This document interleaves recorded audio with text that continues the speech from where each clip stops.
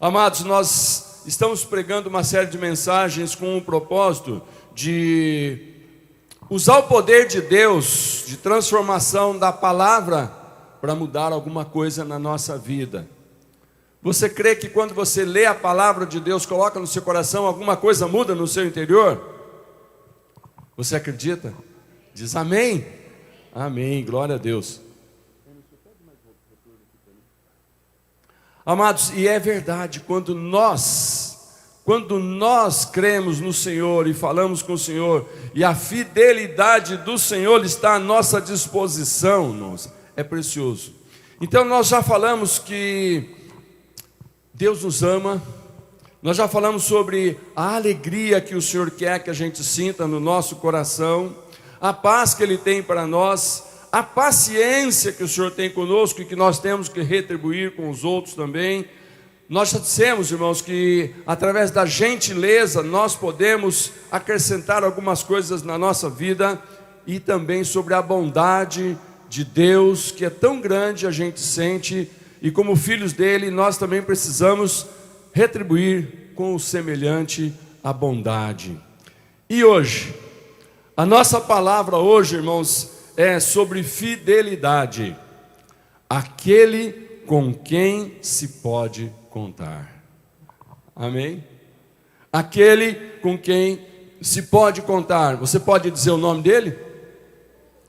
Diga.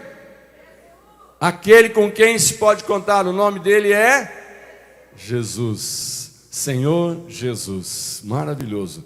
Lá em Provérbios capítulo 20, verso 6, o sábio diz assim: mas um homem fiel, quem poderá achar? Aleluia. Olha só, o sábio dizendo: eu estava procurando, olhando, mas um homem fiel, aonde você encontra? Quando você encontra um homem fiel, uma pessoa fiel, um amigo fiel, irmãos, que coisa maravilhosa que é. Mas por quê? O que é fidelidade? Olhando para a definição da palavra fidelidade, nós poderíamos dizer que é a atitude de quem tem um compromisso com aquilo que assume. Fiel é aquele que, quando assume, se compromete e vai até o final, não importam as consequências. Esse é o fiel. Ele assume o compromisso, e mesmo que nesse compromisso, durante aquilo que ele precisa fazer para honrar o compromisso, ele fique no prejuízo, ele sofre algumas dores, ele passe alguns momentos difíceis, ele permanece fiel, ele cumpre aquilo que ele disse que faria. Então isso é fidelidade. É uma característica daquele que é leal, confiável, honesto e verdadeiro. Então, irmãos, o sábio está dizendo: um homem fiel, quem poderá achar? E aí eu digo para você, quando nós temos pessoas, homens e mulheres, que são transformados em filhos de Deus, qual é a resposta que nós podemos dar aqui para o sábio? Aonde vamos encontrar um homem ou uma mulher fiel? Dentre os filhos de Deus, porque Deus é fiel. Não fique esperando fidelidade, honestidade e coisas desse tipo, que são muito boas, são ideais, no meio daqueles que não temem a Deus, não honram a Deus, não consideram a Deus. Quando vão fazer alguma coisa, não perguntam se Deus se agrada ou não. Quando vão decidir alguma coisa, não querem saber se está dentro do princípio divino ou não.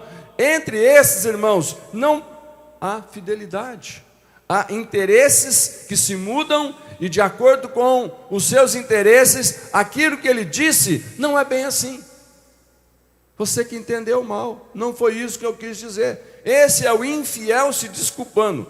Mas como nós temos um Deus fiel, como o Senhor nos tornou filhos desse Deus fiel, o mínimo que o Senhor espera de nós, para responder à pergunta do sábio, aonde vamos encontrar um homem fiel? É no meio do povo de Deus. Amém? Olha para o seu irmão do lado e fala assim: você é fiel. O Senhor espera fidelidade em você. E sabe por que nós podemos, irmãos, ser fiéis? Porque nós não contamos só com aquilo que existe dentro de nós, na nossa formação cultural, educação, moral, nossa genética, não. A partir do momento que nós nascemos de novo, olha a palavra, nascemos de novo, significa que as coisas velhas ficaram para trás. Você nunca pode olhar para você e dizer o seguinte: mas eu já fui tão isso, aquilo, coisa ruim. Você já foi, não precisa continuar sendo, porque agora o Deus fiel perdoou você e está dando uma oportunidade para você, e está contando que você vai representar o seu Filho Jesus aqui na terra, dentro daquilo que Ele nos enviou para ser continuidade da obra que Ele começou. Quando dizem amém? Então, irmãos, fidelidade é uma qualidade rara, mas é possível encontrar no meio do povo de Deus. Por que a fidelidade é tão importante na vida cristã? Eu vou te dar apenas 2 motivos, tem muitos outros, né? Mas o primeiro deles, porque Deus é fiel. Porque Deus é fiel, eu preciso ser fiel, porque eu creio em Deus. Eu estou vivendo uma vida com Deus, eu recebi um presente de Deus, eu procuro caminhar com Deus. Então, esse Deus em quem eu creio, em quem eu confio, com quem eu caminho, Ele é fiel. E eu gosto de saber disso, porque quando você fala em fidelidade, irmãos, você olha lá no Velho Testamento e você vê Deus fazendo algumas coisas lá pela sua fidelidade. Não que o povo merecesse, mas porque Deus era fiel e prometeu, Ele cumpria. E aí nós imaginamos que hoje, irmãos, também, seja lá qual for a situação que vier nos acontecer, nós temos um Deus fiel. Se está escrito na sua palavra, a Bíblia Sagrada, você pode considerar que Deus vai cumprir. Quantos dizem amém?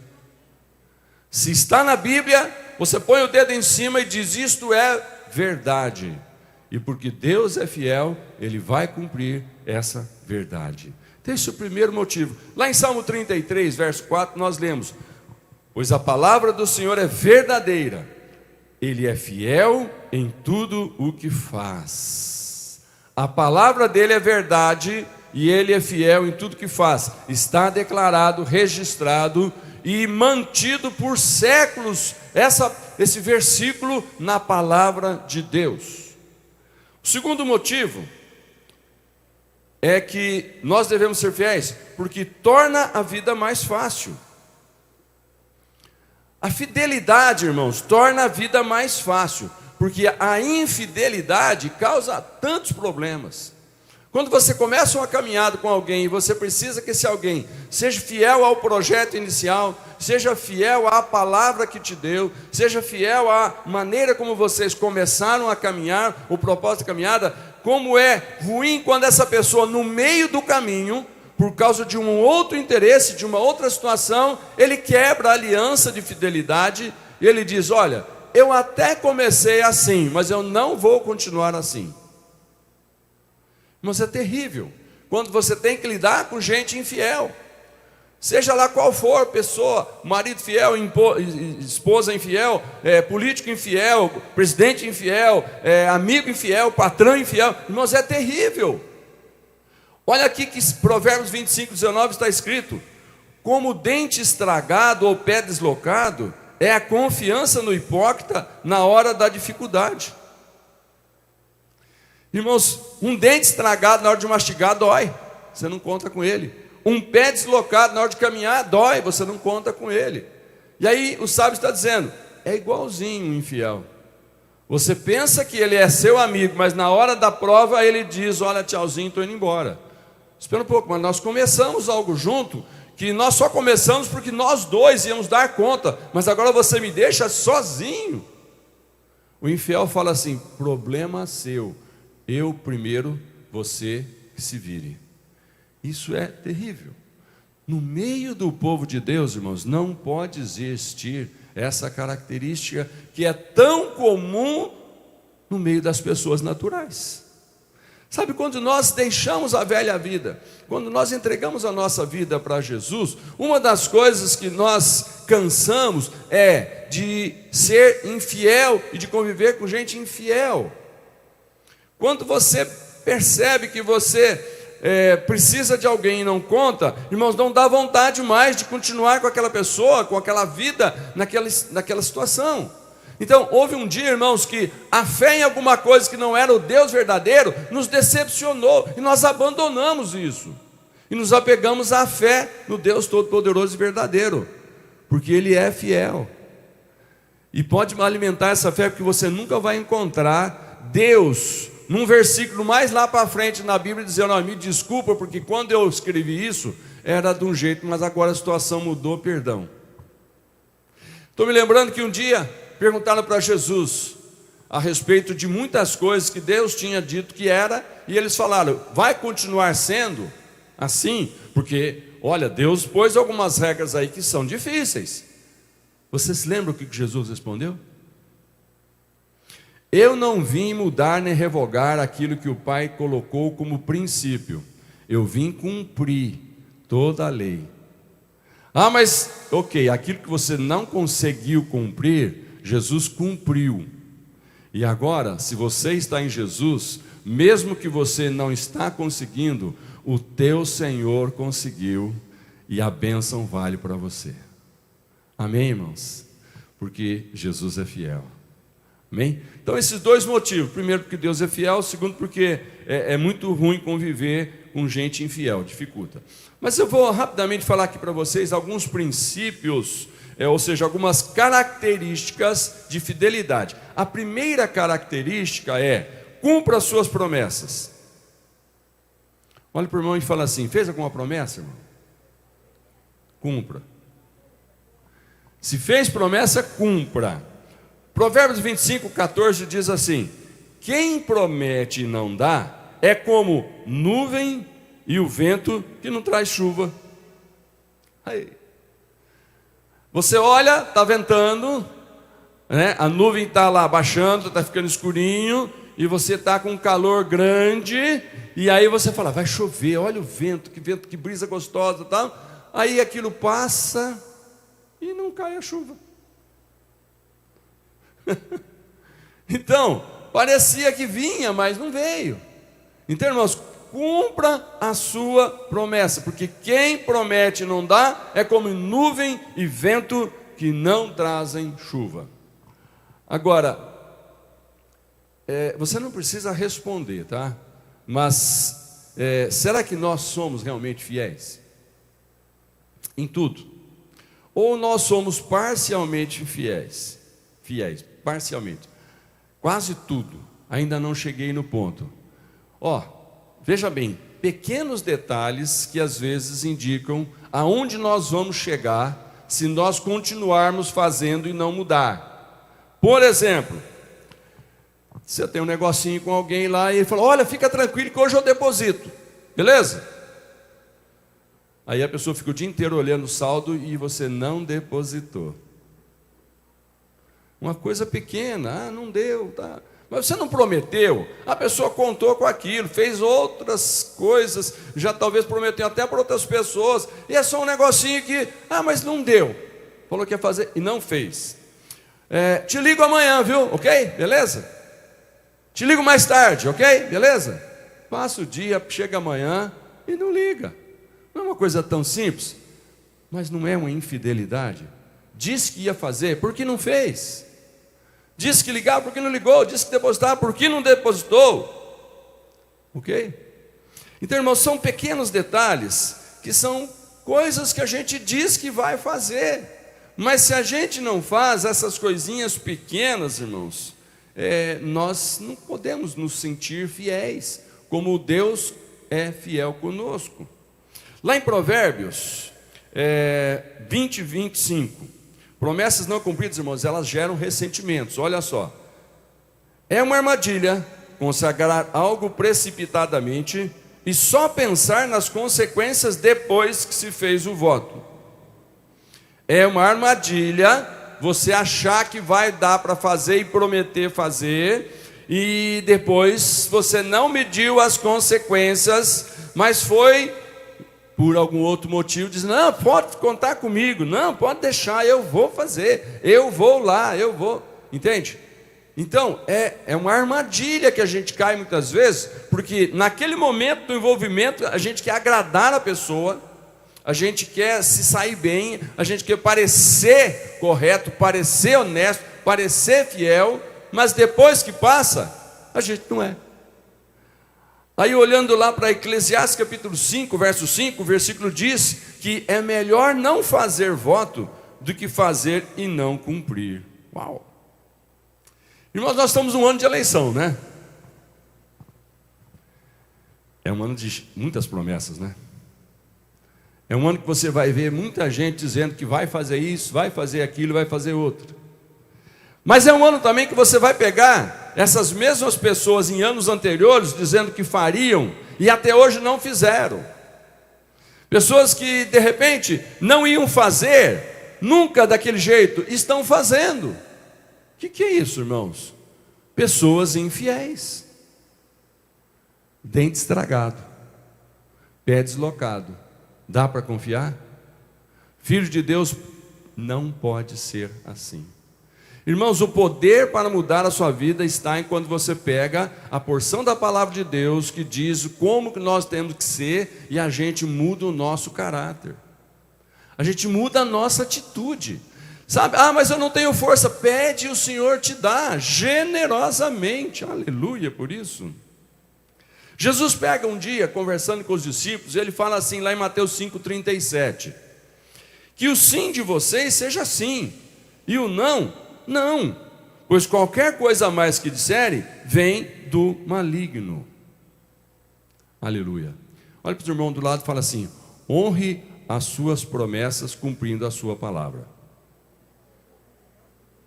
Aleluia. Honre as suas promessas cumprindo a sua palavra, ou honre a sua palavra cumprindo as suas promessas, tanto faz, de trás para frente ou da frente para trás. O importante é: disse, faça. Por quê? Tudo que Deus disse, haja, ouve. Haja luz, ouve. Haja separação entre água e terra, ouve. Tudo que Deus disse, ouve. E sabe, irmãos, um dia vai cumprir uma palavra maravilhosa que Jesus disse: eu voltarei para buscar vocês, para estarem comigo aonde eu estiver, na casa do Pai por toda a eternidade. Você confia que Jesus disse e é verdade, Ele vai voltar? Se você não crê na fidelidade do Senhor, você tem dúvida de que realmente um dia Ele vai voltar. Mas isso nós não podemos ter dúvida. E não é por causa de sinais e evidências, por causa de coisas que estão acontecendo. Quando você tem pessoas que às vezes, irmãos, são muito detalhistas e gostam de olhar para sinais e evidências e para encher de fé o seu coração. Ok, os sinais estão aí, as evidências estão aí, mas mesmo que você não veja sinal, mesmo que não haja, a videira não dê o fruto, né? Não haja azeitona lá no pé, Deus diz que a palavra dele vai se cumprir. Amém? Jesus vai voltar. É só uma questão de tempo. Ele não disse o dia, então nós nunca podemos marcar a data. Mas que ele volta em nome de Jesus. Então, primeira coisa que eu digo para você, irmãos, cumpra as suas promessas. Isso é uma característica de alguém que é fiel. A segunda coisa: respeite o seu casamento. Quantos irmãos casados nós temos aqui? Levanta a sua mãozinha. Aleluia. Olha, irmãos, respeite o seu casamento. Por que respeitar? Por que nós precisamos prestar atenção? Nós, filhos de Deus, precisamos prestar atenção nisso. Porque nós estamos vivendo uma época, uma geração, onde o casamento está tendo muito pouca importância. O casamento, para aquelas pessoas que são do mundo, irmãos, é uma conveniência que funciona enquanto der certo. É algo que as pessoas às vezes se vangloriam: olha, eu já casei 18 vezes. Tem alguém aí dizendo isso, né? E todo mundo fala: oh, corajoso. Corajoso não, mentiroso, infiel, não cumpridor da promessa. Porque a primeira promessa quebrou, aí para quebrar a segunda, a terceira, vai embora. Então, irmãos, o Senhor diz que os seus filhos precisam honrar o casamento, respeitar o casamento, porque lá em Hebreus capítulo 13, versículo 4, leia comigo: o casamento deve ser honrado por todos, diz o Senhor, o leito conjugal conservado puro, pois Deus julgará os imorais e os adúlteros. Aleluia. Os irmãos casados, a gente tem um bom hábito de carregar uma aliança, né? Os irmãos têm aliança aí? Tem gente que às vezes por conta do trabalho não pode usar porque é perigoso, tá? Então não tem problema não, isso é só um costume. Mas é o seguinte, o que significa andar com uma aliança no dedo quem é casado? Para ele se lembrar e para ele anunciar para qualquer outro interessado ou interessada: eu já tenho uma aliança com alguém, nem conte comigo. Eu já tenho dono ou dona, nem conte comigo. Tira esse zóio grande daqui. Uma aliança no dedo irmãos, deveria ser um afasta interesseiro, mas às vezes atrai. Tem uma gama de pessoas tão imorais aí que quando tem uma aliança que aí fala, agora que eu vou atrás. Porque são destruidores de pessoas que querem honrar o casamento.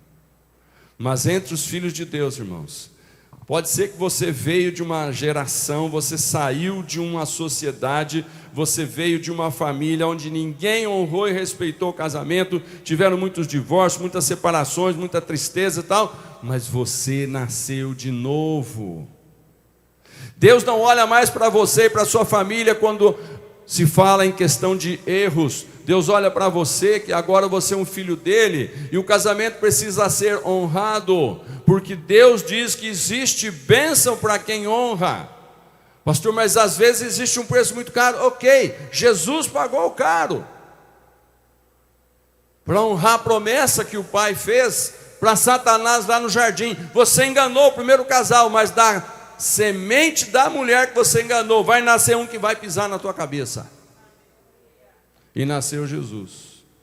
E irmãos, e não foi fácil para Jesus se manter homem fiel, homem honrado, porque naqueles dias ele convivia numa sociedade que a gente fica pensando, os dias de hoje estão muito corruptos.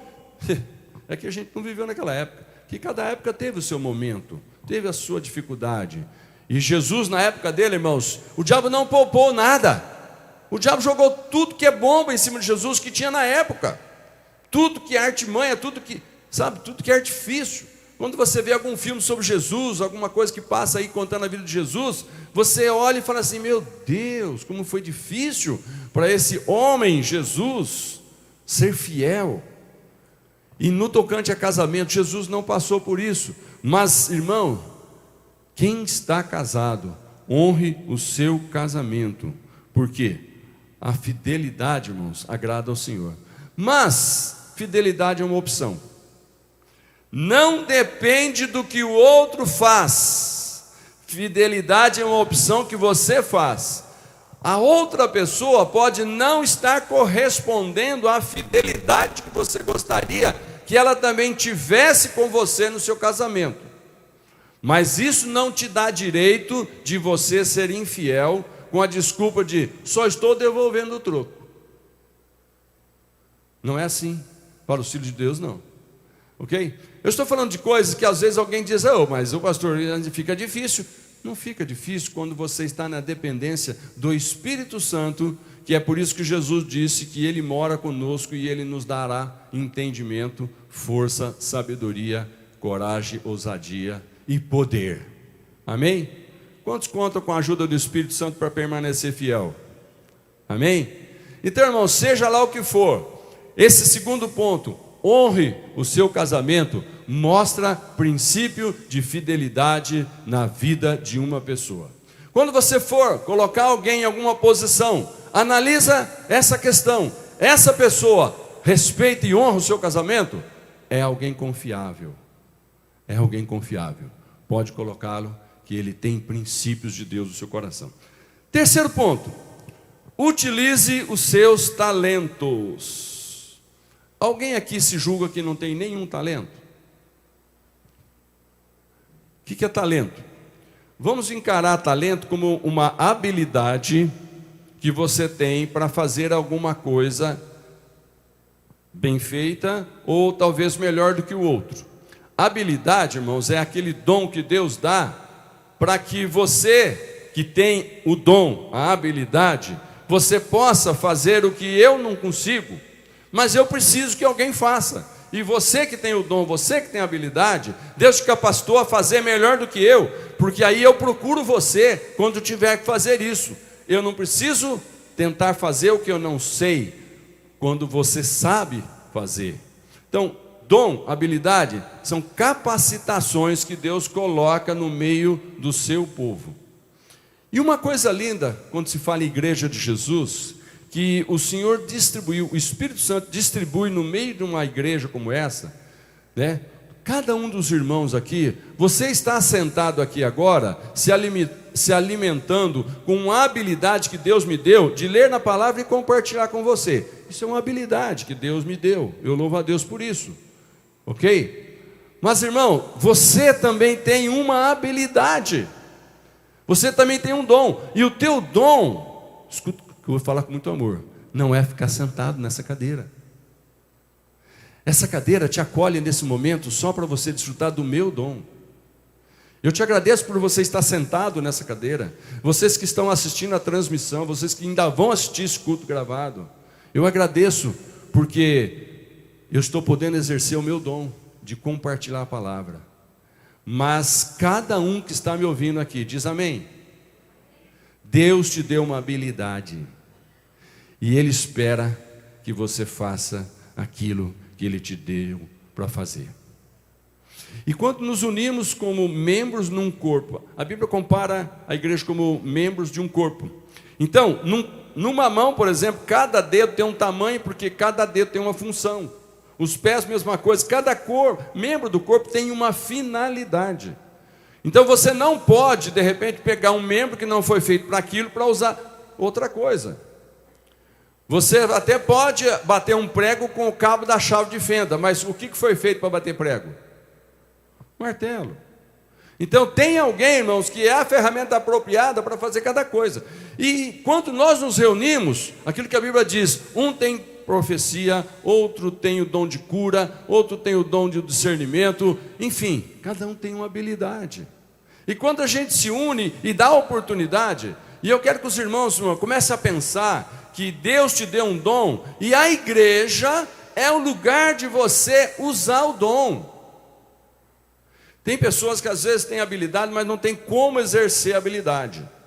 Mas eu quero dizer para você, a igreja é o lugar onde, seja lá o que você souber fazer, nós temos que criar um espaço para você. Quantos dizem amém? O que você sabe fazer? Comece a pensar. Ah, pastor, eu não sei, eu sei pegar uma vassoura e varrer. Amém, nós temos uma equipe, irmãos, de cuidadoras da igreja que mantém esse lugar limpo. Você pode participar. Ah, eu sei tocar, mas eu toco pouco. Amém, nós temos uma equipe de louvor aqui que você pode vir aqui e somar com eles. Eu tenho o dom de visitar pessoas enfermas. Amém, Deus te deu o dom de cura também. Vai visitar esses enfermos, ora com eles, e nós vamos ver o dom da cura manifestar através de você. Não estão percebendo? Quando nós estamos juntos como corpo, irmãos, quando surge a necessidade, Deus deu dom para cada um fazer aquilo que precisa.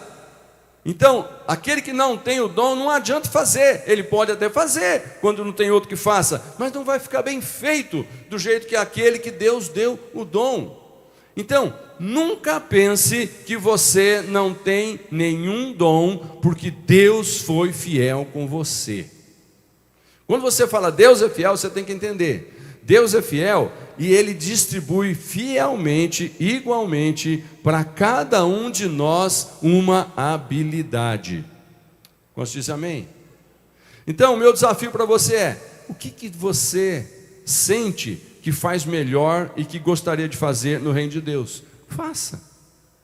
E Deus vai te capacitar e você vai ver que alegria maravilhosa vai ser no seu coração. Aqui em 1 Pedro capítulo 4, verso 10, nós lemos assim: sejam bons administradores dos diferentes dons que receberam de Deus, que cada um use o seu próprio dom para o bem de todos.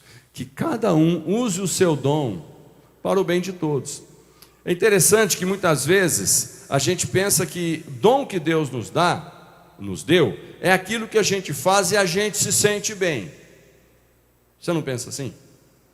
Dom é aquilo que você faz e quando você faz você fica satisfeito. Ok, isso também pode ser. Mas, irmãos, dom que Deus dá, muitas vezes você não vai ficar satisfeito, mas outra pessoa vai.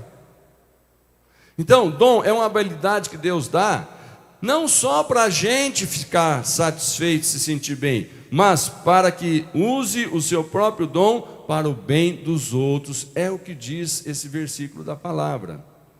Aí o pastor Rick Warren, um pastor americano, ele disse assim, ó: nem todos podemos ser brilhantes, mas todos podemos ser fiéis. Uau! Você pode declarar essa frase? Nem todos podem ser brilhantes, mas todos podem ser fiéis. O que é ser brilhante? Ser brilhante é se destacar. Ser brilhante é ser alguém que falou: rapaz, mas como você faz bem isso? Nem todos, irmãos, vão conseguir surpreender os outros fazendo uma coisa assim muito especial. Mas todos que receberam, por pequeno que seja, pode ser fiel naquilo que Deus pôs na sua mão. Estende sua mão. Eu quero que você enxergue na sua mão, Deus pôs alguma coisa.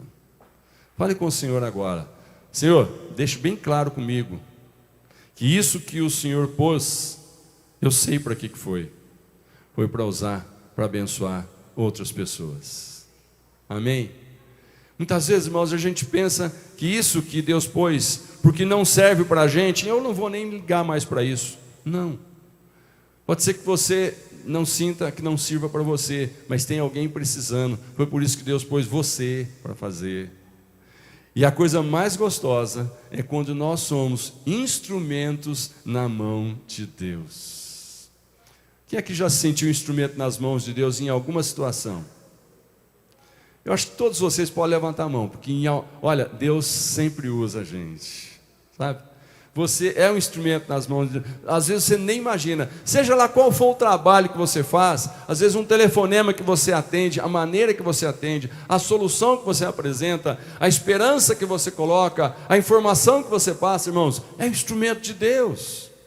Porque as pessoas, quando entram em desespero, o que elas falam? Ó, Deus, me ajuda, me socorre. Ok, e você acha que Deus vai mandar anjo do céu para fazer aquilo? Não, os anjos estão lá. Eles, irmãos, a Bíblia diz que eles adorariam vir aqui na terra e servir ao Senhor.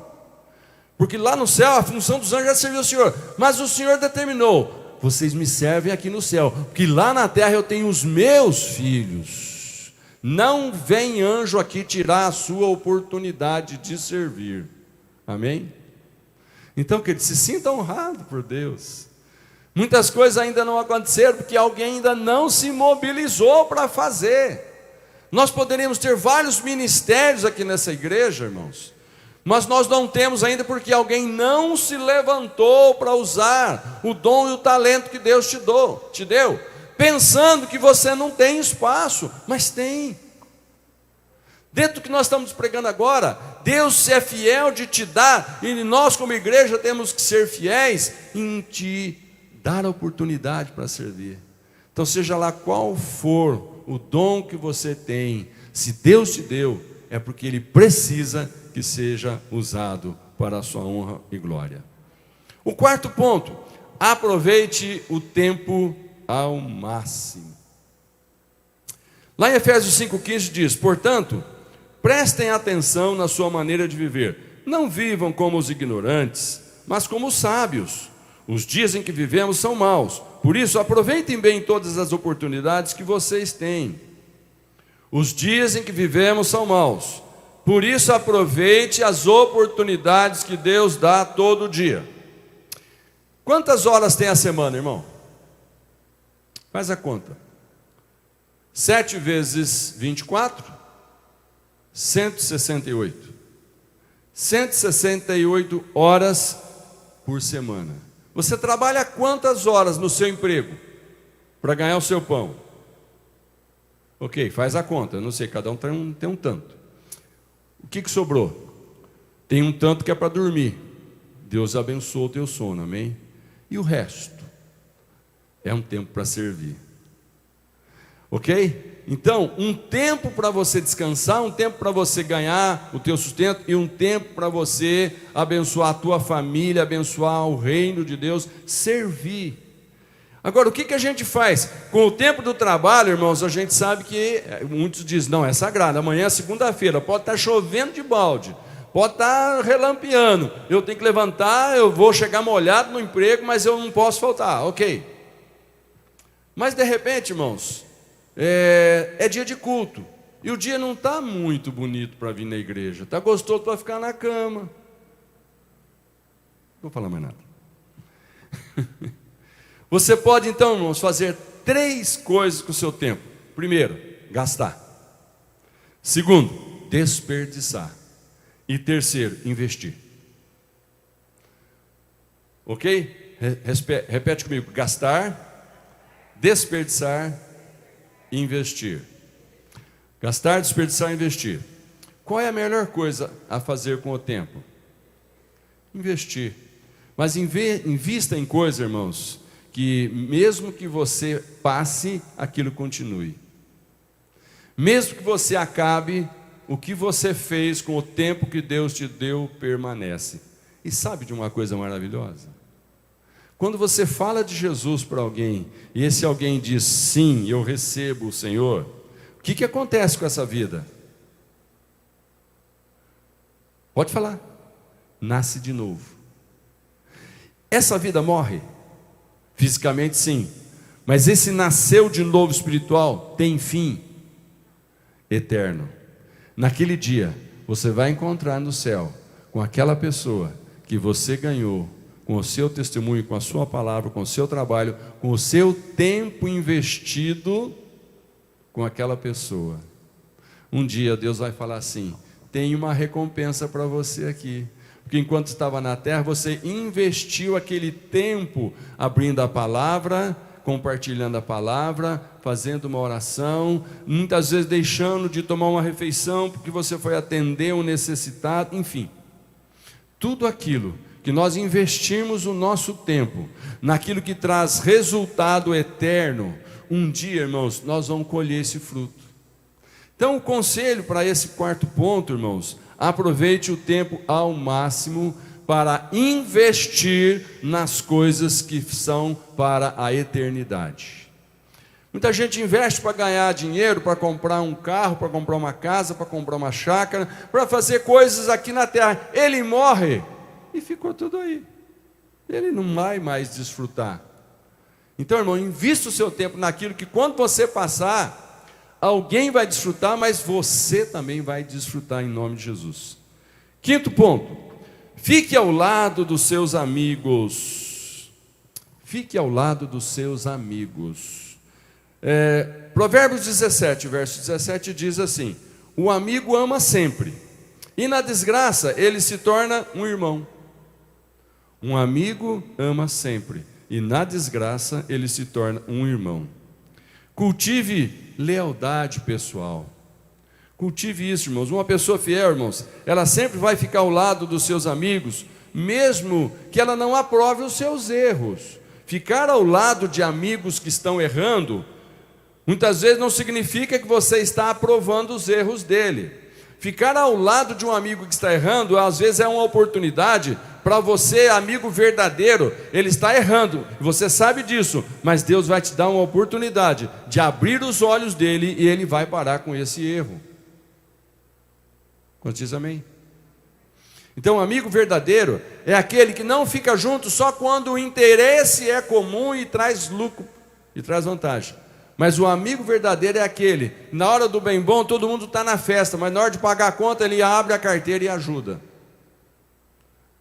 Um dia Jesus chega numa festa de casamento, e estava uma alegria maravilhosa ali, porque tinha vinho com fartura e tinha comida.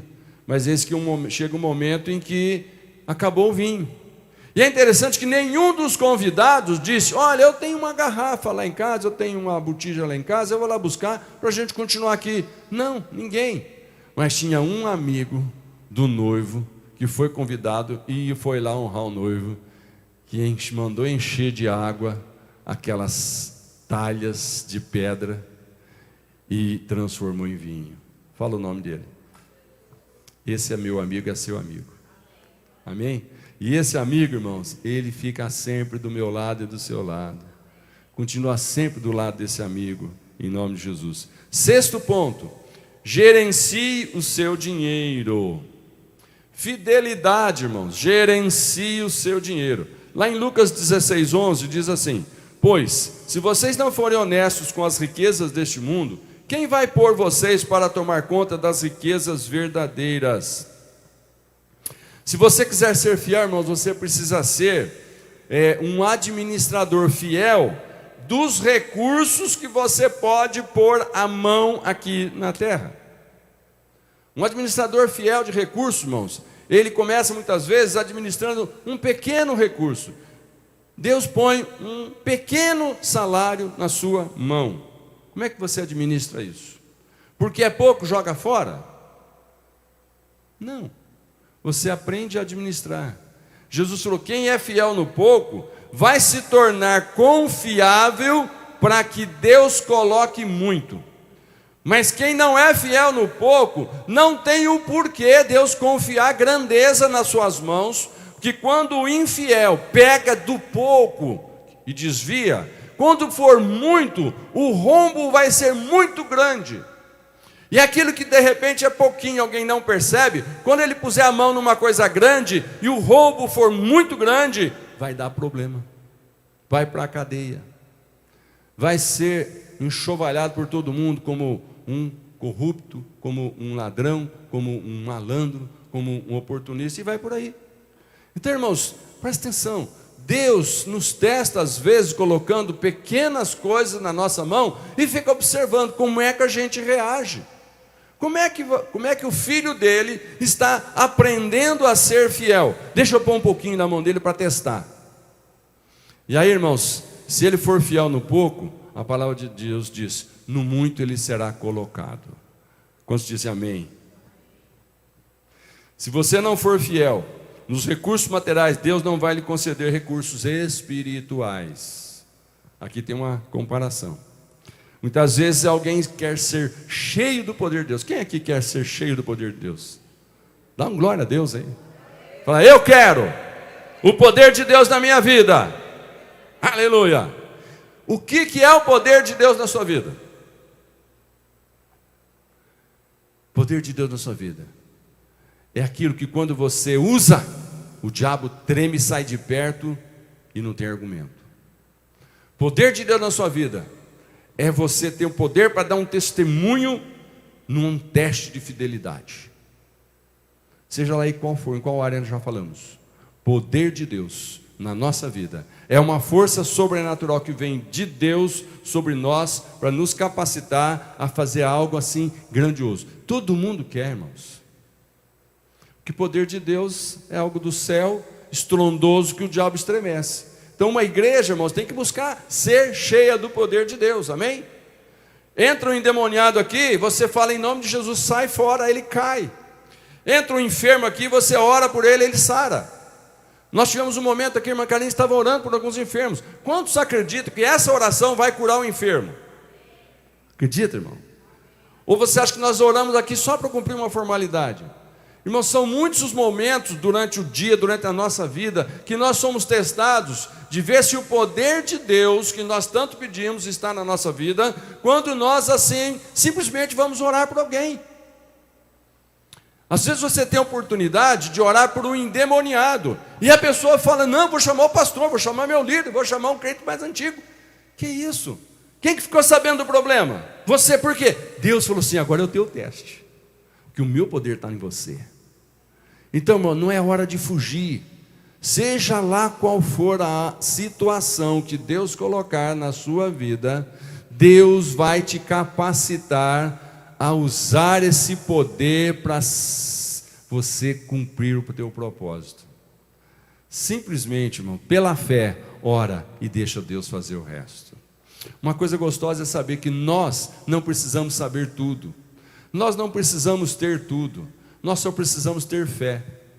Nos dias do Velho Testamento, para ser perdoado dos pecados, irmão, era uma coisa terrível. Tinha que trazer um animal, matar um animal, pagar o preço do animal, transportar o animal até o templo, uma vez por ano. Era complicadíssimo. Ver aquele sangue do animal morrer, às vezes era aquele animalzinho, né, de estimação. Deus falou que tinha que ser o melhor. Se não fosse o melhor, o mais bonitinho, o mais amado, irmãos, não servia. Então aquilo era complicado. Mas hoje não tem mais nada disso. Onde está a dificuldade hoje? Crer. Só crer. Quantas vezes Jesus chegou naquelas pessoas que estavam ali ouvindo e falaram assim: eu sei que o Senhor tem poder. Eu falei: eu tenho mesmo. Mas deixa eu te fazer uma pergunta: você tem fé?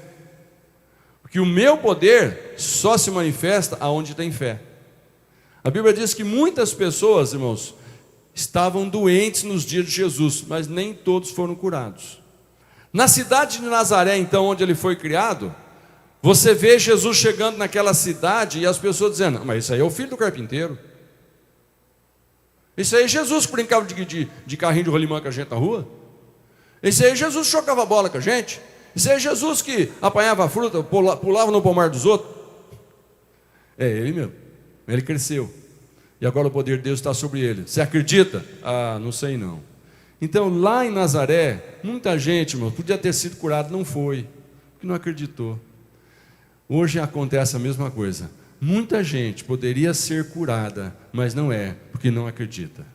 Muita gente poderia ter muito mais fartura na sua mão, mas não tem, porque não passa no teste da fidelidade das pequenas coisas que Deus põe na sua mão. Deixa eu ler um texto para você que raramente a gente lê, mas eu peço perdão porque eu devia ser mais claro com os irmãos. Tem muita gente que talvez está sendo infiel e a culpa é minha, eu peço perdão ao Senhor. Mas eu vou ler aqui para você Malaquias capítulo 3. Você pode ler comigo o verso 8? Malaquias 3, 8. Eu pergunto, diz o Senhor: será que alguém pode roubar a Deus? Mas vocês têm roubado. E ainda me perguntam: como é que estamos te roubando? Vocês me roubam nos dízimos e nas ofertas. Todos vocês estão me roubando e por isso eu amaldiçoo a nação toda. Aleluia. Não precisa responder, nem olhar para mim. Você é fiel dizimista? Não precisa responder, nem olhar para mim. Isso é uma resposta para você e o seu coração. Outro dia alguém me mandou assim pelo zap um questionamento: pastor, mas o dízimo é do Velho Testamento, ainda vale hoje? A minha resposta foi: quantas promessas que tem de saúde, de paz, de vitória, de Deus ser convosco, que estão no Velho Testamento, você acredita que é para hoje ou não vale mais? Não, claro que vale. Bom, então o dízimo também vale. Chegaram em Jesus e falaram: o que o senhor me diz? Jesus falou: eu não vou dizer nada, eu só vou pagar o dízimo. Jesus chega lá na sinagoga, ele entrega o seu dízimo.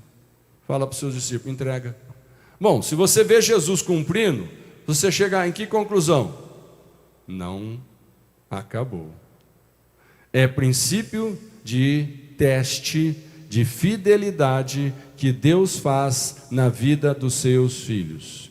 Tem muita gente que poderia estar numa situação de prosperidade muito grande, mas ainda não chegou lá, porque ainda não se converteu de que o dízimo é do Senhor. Não é do pastor, viu, irmãos? O dízimo é do Senhor. Aqui, não fui eu que escrevi a Bíblia e disse: traga os dízimos aqui na igreja para mim. Não, é Deus dizendo: tragam aquilo que é meu e entregue na casa do tesouro. Aqui é a casa do tesouro. Quando nós nos organizamos como igreja, irmãos, nós decidimos que aqui, essa comunidade tem uma responsabilidade perante o Senhor, de receber e administrar tudo aquilo que os irmãos, pela sua fidelidade, entregam na hora que nós passamos recolhendo as ofertas e os dízimos.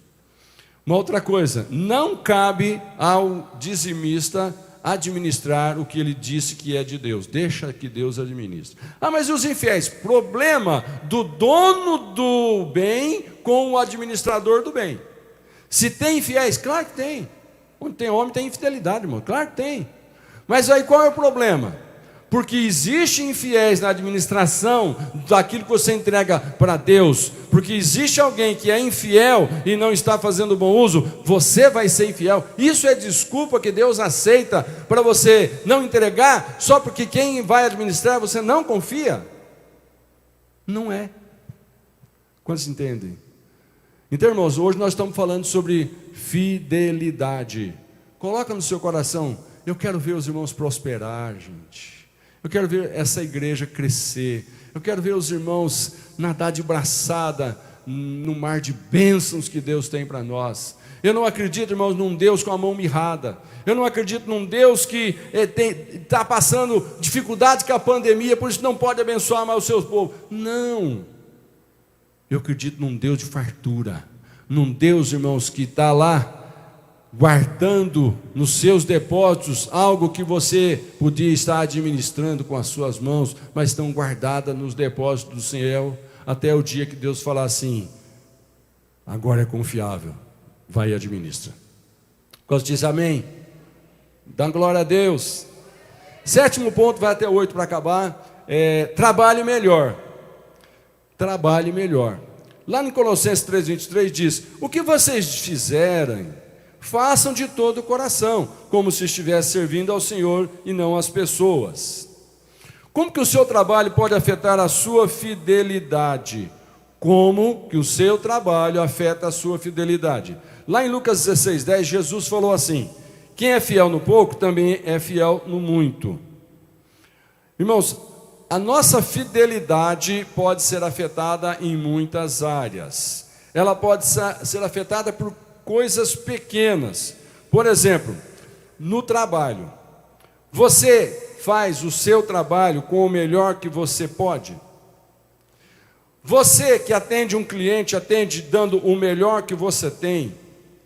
Você que tem um horário para cumprir no trabalho, você faz naquele período o melhor que você pode com todo o conhecimento que você tem? Ou você acha que o que você ganha não é para fazer certas coisas, é só para fazer poucas coisas? Não, irmãos, a Bíblia diz: faça o melhor que você pode naquele momento que surgiu na sua vida. Nunca economize de fazer para você ou para o seu patrão ou para alguém que você está servindo o melhor e o máximo que você pode. Por quê? Honra o Senhor com aquilo que Ele te deu e Deus vai te honrar. Uma coisa, irmãos, que precisa ficar muito claro é que os cristãos precisam ser os melhores empregados e os melhores patrões aqui na terra. Amém? Cristão tem que ser o melhor empregado da empresa. Cristão tem que ser o dono mais correto de uma empresa com os seus funcionários. Cristão. Não estou dizendo crente comum, membro de uma igreja. Estou dizendo cristão. Jesus no coração, vida com Deus, fidelidade com o Senhor, prosperando em tudo que Deus põe na sua mão. Prospere no item de você ser correto com o seu patrão, com o seu empregado, e Deus vai te abençoar. Amém? E o último ponto, como não poderia deixar de ser, assuma compromisso com a igreja. Lá em Romanos 12:5, nós vemos o apóstolo Paulo falando assim, assim também em Cristo, nós, que somos muitos, formamos um corpo, e cada membro está ligado a todos os outros. Nós que somos muitos, quando estamos no corpo de Cristo, cada um está ligado ao outro para fazer uma coisa pelo outro, ok? Então a Bíblia diz que os cristãos estão ocupados numa batalha espiritual. Nós estamos envolvidos, irmãos, numa luta, numa guerra espiritual. Quando alguém se levanta contra nós que queremos fazer a obra de Deus, essa batalha é espiritual. Quando você tem que lutar contra um desânimo de não fazer nada na igreja, não fazer nada para o Senhor, você está numa batalha espiritual. Os irmãos estão entendendo? Amém? Os irmãos ainda estão por aqui? Glória a Deus. Então, assuma um compromisso de nessa batalha, você não guardar as armas, não esconder as armas, não economizar as armas, não fugir da convocação. Sabe, nessa batalha, quando nós vamos para essa luta espiritual, nós temos que ter alguém orando, alguém cantando, alguém adorando, alguém louvando. Nós temos que ter pessoas juntas, irmãos, porque senão a gente não ganha essa guerra. Quando a gente vem para um culto como esse, irmãos, tem muitas coisas que precisam ser preparadas para esse culto acontecer. Os irmãos fazem ideia? É só chegar na igreja, sentar e assistir o culto. Ok, para alguns. Mas, irmãos, para fazer acontecer o culto, tem muitas coisas. Tem muitas coisas. Para fazer esse culto chegar na casa dos irmãos, então tem outras coisas. Amém, irmãos? Glória a Deus. Convido os irmãos que vão tocar a vir aqui para a gente encerrar. Na igreja nós lutamos, servimos, nós construímos para edificar vidas e nós somos abençoados de uma forma extraordinária. Queria que você ficasse de pé.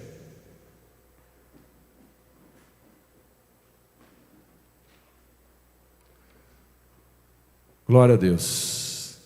Irmãos, aquele com quem se pode contar.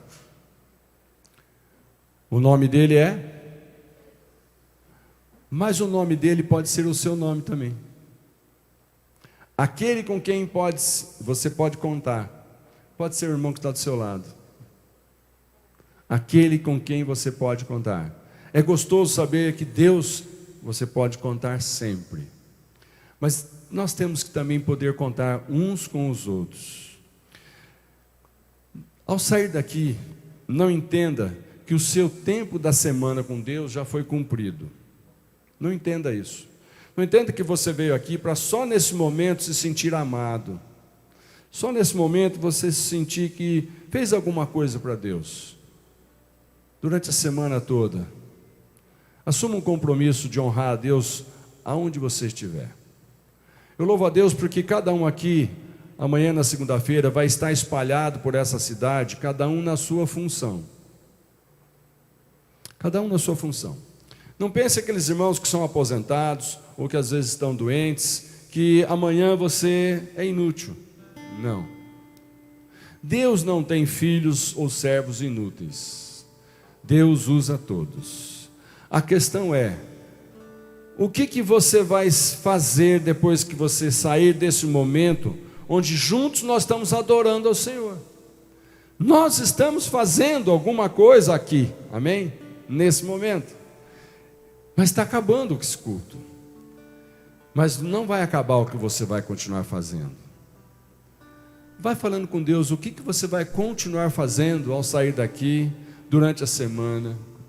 Tem tantas obras que Deus precisa fazer nessa cidade, mas Ele ainda não fez, talvez porque falte alguém dizendo: eis-me aqui, envia-me. Eis-me aqui, envia a mim. Põe a mão sobre o seu coração. Sabe, irmãos, nós temos que ser aqueles que cumprem as promessas para honrar a Deus. Nós temos que ser aqueles que o nosso casamento é honrado para honrar a Deus. Nós somos aqueles que nós temos um compromisso com a igreja, porque a igreja tem um compromisso de honrar a Deus e de implantar o reino de Deus na terra. Nós temos que ser aqueles que naquele trabalho secular que Deus te colocou a fazer, seja empregado, ou seja patrão, seja administrador, seja executivo, ali você tem que fazer o melhor, que Deus quer te usar. Deus vai te usar para fazer o melhor. Deus quer que na onde você tem utilidade e influência, você seja um mensageiro do céu naquele lugar, trazendo solução para o problema, trazendo respostas para muitas necessidades. Irmãos, tem muitas coisas que ainda precisam ser descobertas nesse mundo, e Deus vai revelar essas coisas que vão ser descobertas para facilitar a vida da humanidade para os seus filhos e não para os filhos do diabo. Deus vai colocar uma unção de inteligência, de sabedoria na mente dos seus filhos. É na sua mente, meu irmão, é no seu coração que Deus vai colocar coisas que você vai ficar surpreso e vai surpreender a todos, e a humanidade vai dizer: que bom que você existiu e foi fiel a Deus. Eu quero encerrar orando, porque muitas vezes nós sabemos o que precisa fazer, mas nós temos dificuldade para fazer. Põe a mão no seu coração, você que sente que precisa fazer, mas precisa da ajuda de Deus para fazer. Eu quero orar com você agora. Pai, em nome de Jesus, que bom que nós temos o Senhor como um Deus fiel. Que bom que nós temos o Senhor como um Pai que nos ama. Que bom que nós temos o Senhor que é todo poderoso. Mas, Senhor, nós nos tornamos seus filhos por uma decisão de fé, por uma obra de Jesus nos dar de presente. E eu peço agora a Deus que, como teus filhos, que uma unção de fidelidade venha sobre nós. Oh Deus, que venha um desejo muito forte de em cada uma das áreas que nós pudermos influenciar, ali nós sejamos fiéis. Pai, capacita a mim, capacita aos meus irmãos, capacita a todos aqueles que nesse momento estão sentindo que precisam da ajuda do Senhor para serem fiéis em tantas coisas que estão envolvidos. Ó Deus, eu declaro que a tua fidelidade será repartida entre nós e nós seremos reconhecidos como teus filhos por causa da nossa maneira de agir, de falar, de fazer, de representar o céu na terra. Eu oro pedindo que essa unção de capacitação, de fidelidade, venha sobre todos nós, em nome de Jesus. Amém? Glória a Deus. Glória a Deus, meus irmãos. Aleluia. Nós estamos encerrando.